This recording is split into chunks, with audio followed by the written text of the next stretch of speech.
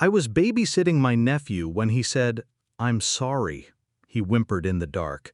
Small fists clenched, face wet with tears. My nephew's voice cracked as he whispered, "Mommy, Daddy, I'm sorry." I froze. 5-year-olds don't carry guilt that heavy, not unless someone put it there. When the sun rose, I asked him gently, "Why were you apologizing in your sleep?" His eyes widened, body stiffening like I'd cornered him. He shook his head, whispered, "I can't tell you." That answer was enough to burn into me. Children don't keep secrets this big unless they've been taught fear. So I waited. I played the patient uncle, tucking him in, laughing at cartoons, pretending everything was normal. But inside, my thoughts coiled tighter each day, a quiet storm. And when I finally drove by their house, my sister's house, what I saw through that window turned my suspicion into rage. Backstory. I knew my sister's husband, Daniel, long before he married her. Charming, quick with a smile, a man who could sell you poison while making you thank him for the cure. I trusted him. I let him in. I stood by him when they exchanged vows. But marriage had sharpened his edges. His words to her cut deeper than knives. At first, subtle, jokes at her expense, controlling her choices. Then louder, sharper, the kind of venom you disguise as discipline. I told myself I was imagining it. People wear masks, and maybe his just slipped sometimes. But when I started babysitting, when I saw the way my nephew flinched at shadows, the truth became impossible to ignore. Discovery. It began with little things. My nephew coloring a family picture, but drawing his father's face as a storm cloud. His sudden silence whenever Daniel's name came up. And then, what shattered me, his arm. A bruise, fading yellow at the edges. He said he fell, but his eyes begged me not to ask again. That night, I checked the phone left on the counter, my sister's phone. One unread message, from him. "He needs to learn respect. Don't you dare question me again." That was all, but it was enough. Planning. I didn't confront him. Confrontation is messy. No, men like Daniel thrive on shouting matches. They twist it, turn you into the aggressor.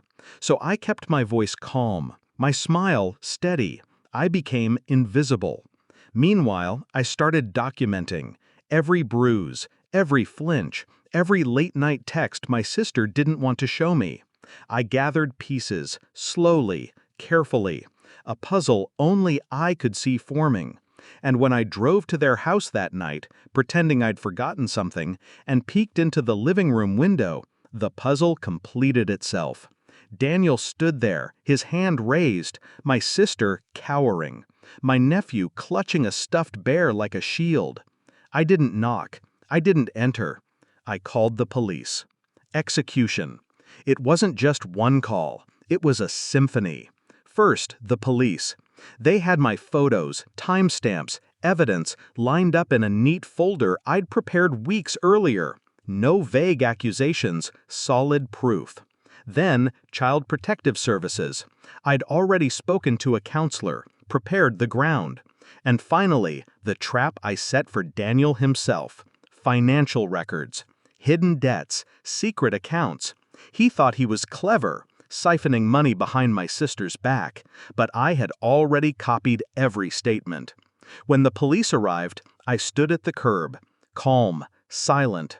I watched him get handcuffed while trying to spin his lies. His voice cracked, anger boiling into desperation. He saw me, and for the first time, he realized I was the ghost behind every door closing on him. Climax. Weeks later, the court hearing. He expected my sister to waver, expected her to falter under his gaze. But she didn't stand alone. I stood beside her. And when the judge asked for evidence, I handed over the file I had built like a weapon. Photos, messages, bank records, a timeline so airtight he couldn't wriggle through. His lawyer stammered. He glared at me across the courtroom, eyes promising violence. But rage is useless when you've already lost. He mouthed, "You'll pay." I smiled. "I already did. You're the receipt." Resolution. My sister has custody now. The house is quiet again. My nephew laughs without looking over his shoulder. His drawings show sunshine instead of storms. As for me, I don't regret a thing. Some say revenge rots the soul. Maybe, but I didn't burn for revenge. I burned for justice. The kind no court alone could deliver. Because men like Daniel don't just fall. They have to be pushed. And when they finally hit the ground, you don't mourn. You stand over the wreckage, breathing steady, knowing the world is lighter because of it. Final thought. He thought silence protected him. He was wrong. The silence belonged to me. I turned it into a blade, and I cut him down with it.